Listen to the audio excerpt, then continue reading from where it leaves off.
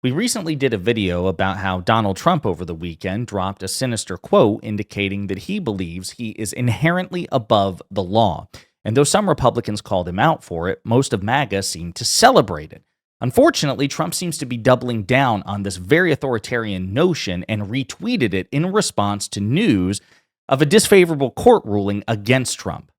But before we unpack all that, if you end up liking this video and you want to support the channel, please be sure to hit the like, subscribe, and alert bells before you go. All right, friends, the President of the United States seems to be increasingly embracing authoritarianism in a way that he didn't even in his first term, which is saying something because that was pretty authoritarian. As Mediaite reports, Trump doubles down on ominous Napoleon quote in response to report administration is defying court order. Donald Trump once again shared an ominous quote from Napoleon Bonaparte in an apparent defense of his refusal to acknowledge court rulings that would otherwise halt his executive orders.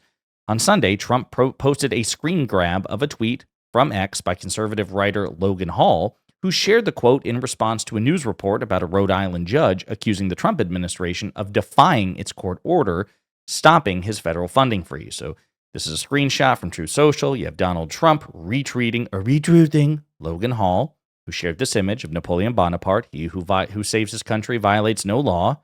And this is in response to a Newswire post that says, Judge rules Trump admin is defying court order to release billions in grants from the New York Times. And he posted this apparently at 3:06 p.m., February 10th, 2025. Pretty scary stuff. Or rather, that was when the original Newswire quote was released, February 10th. And then Trump responded with this.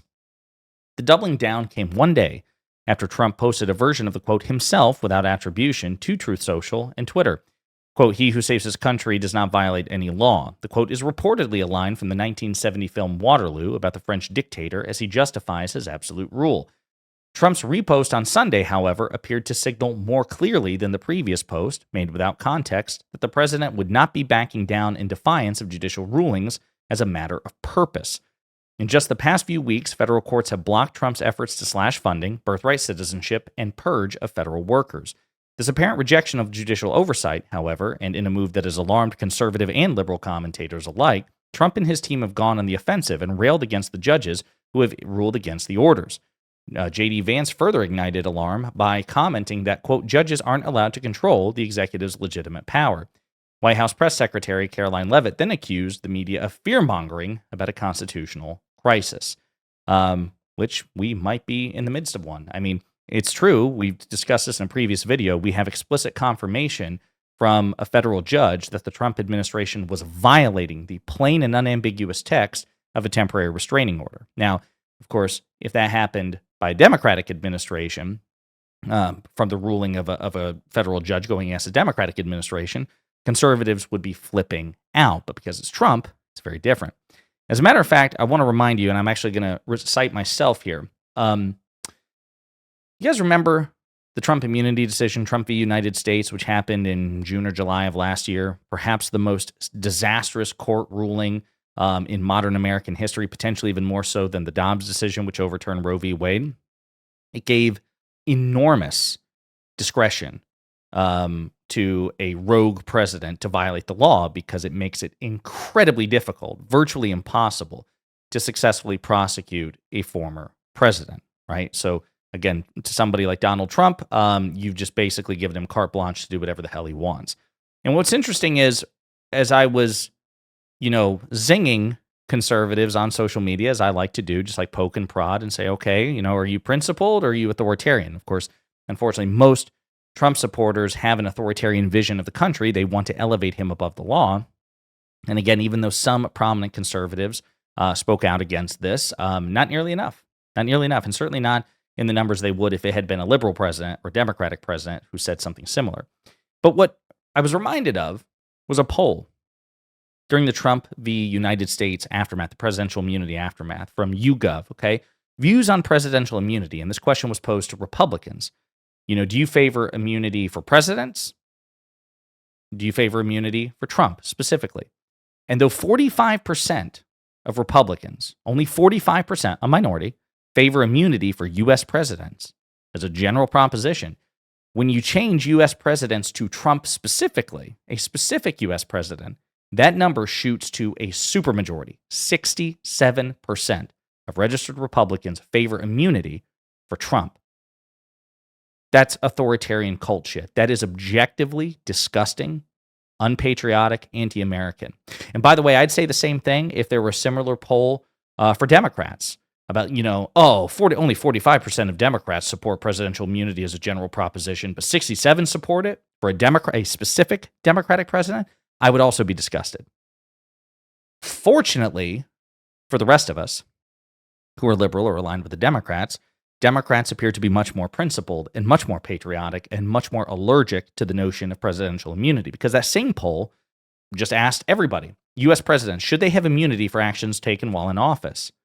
Only 16% said yes. 45%, nearly half of Republicans said yes. 30% of independents said yes. But 16% of Democrats, should be zero, but that is a fraction. 84% said no. That is a very principled stance and suggests that the Democratic Party as a whole recognizes that no president, including Democratic presidents, should be given that sort of power, that sort of immunity, because it incentivizes presidents, who are already the most powerful people on earth while they're in office, to elevate themselves above the law. So why am I bringing this up? Because these things to me are very much related, right? So Trump, when he advertises that, if you say or claim that you're saving the country, you violate no law. You're above the law. You're given carte blanche to do what you need to do to save your country, as long as you're saving the country. That's part of the authoritarian playbook, right? That's an excuse. I mean, my God, look at Star Wars, right? Star Wars is an easy example. It's a pop culture phenomenon. Look at the prequels, whatever your opinions may be. Why did Palpatine claim executive powers, emergency powers? Because he had to save the Republic. Of course, spoiler alert, he was the thing killing the Republic with his false flag operation in the Clone Wars. But his public-facing justification, because they didn't know he was responsible for the Clone Wars, was, oh my God, we're in a crisis and I need emergency powers. And this is the sad thing, because emergency powers can be understandable. President Lincoln, arguably the first or second greatest president in the history of this country, wielded emergency powers during the Civil War. That's why so many libertarians view Lincoln as a tyrant, because he did hoard executive powers to prosecute the war successfully against the Confederacy.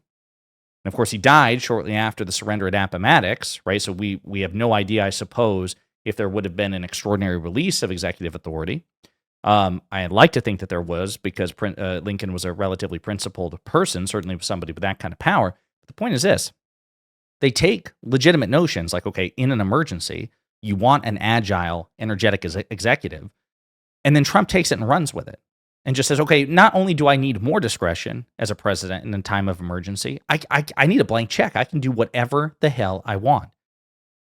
And that's, of course, granting the premise in the first place that the country needs to be saved, that we're in such a crisis that we're on the precipice of ruin and he has to save it. It's really creepy and really authoritarian. And again, I keep going back to, though there were Republicans who attacked this, we didn't hear any pushback from elected members of the Republican Party, Republican senators, Republican congresspeople, Republican governors, the way we would if Barack Obama had retweeted that, if Joe Biden had retweeted that, if Kamala Harris had retweeted that. But because it's Donald Trump, they're too afraid to say anything, or they support the notion. And Trump seems to be doubling down, and he's offering even more context than before. Oh, by the way, that I wasn't just like throwing that out of nowhere. But when judges tell me that I'm defying court orders, if I'm trying to save the country, I'm not violating the law at all. Will Trump act on this sort of authoritarian impulse? Maybe, maybe not. And if he does, how will it manifest? I don't know. But the fact that we even have to ask the question is relatively new territory. We didn't have to ask that question about Joe Biden or Barack Obama or Bill Clinton. Because, like, the classic example people go to, I hear it all the time. Well, Joe Biden violated the Supreme Court, defied the Supreme Court about, college loan forgiveness. No, he didn't. President Biden had a student loan forgiveness plan that was pretty expansive. It permitted like $10,000 in forgiveness it was universal, basically. And the Supreme Court said no. And by the way, A lot of constitutional scholars were like, that was a bullshit ruling, by the way, because the language in the authority that Biden had, he cited, offered waive, W-A-I-V-E, waive, as in to get rid of. And the conservatives were like, well, waive doesn't actually mean to get rid of. It just means maybe reduce in part. Total bullshit. I thought these were textualists and originalists. Total bullshit. But when the court decided what it decided, Biden said, okay, I won't use this particular authority for this particular program. I will create a different program, a much more targeted program, and use a different authority to do it, a different law, a different source of power. He had every right to do that. The Supreme Court didn't say under no circumstances can you try to forgive student loans or that you can't offer any sort of student loan forgiveness program. They said this specific one from this specific authority you can't do. You can't do X. So Biden said, okay, I'll do Y. He has the right to do that. He didn't defy the courts. He respected the courts, said, okay, but you don't have the authority to stop me from trying Y, so I'm going to try Y. And then if it got litigated and the court struck that down, Biden probably would have been, okay, I won't do Y, I'll try Z. Presidents have the right to do that. Instead, the courts are telling Trump you can't do X, and Trump is giving them the finger and saying, no, I can do X. It's very substantively different. But because it's Trump, Republicans support that notion. You can defy the courts as long as you're Trump, as long as you're Republicans. And if you're a Democrat, then you should just shut up and do what the courts tell you to. And you actually need permission in advance by a conservative court to do anything at all whatsoever of consequence. So again, the double standards are thick, but those are the only standards that MAGA uses to operate. They can't adhere to a single standard because they lose every time if they do. And that's where we are, where Trump is doubling down on his authoritarian rhetoric, and only a small number of prominent Republicans, to the extent that there are any, are calling it out. The rest are either celebrating it or they're ignoring it, and that's pretty dangerous. In the meantime, let me know what you think in the comments.